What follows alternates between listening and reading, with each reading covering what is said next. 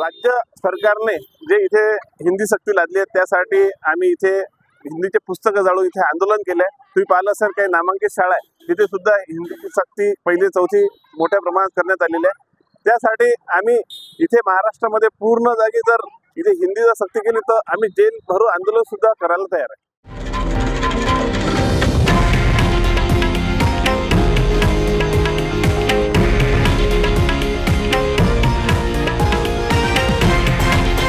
हे आहे देशातील नंबर 1 न्यूज नेटवर्क आणि आपण पाहत आहात TV9 मराठी, एकमेव।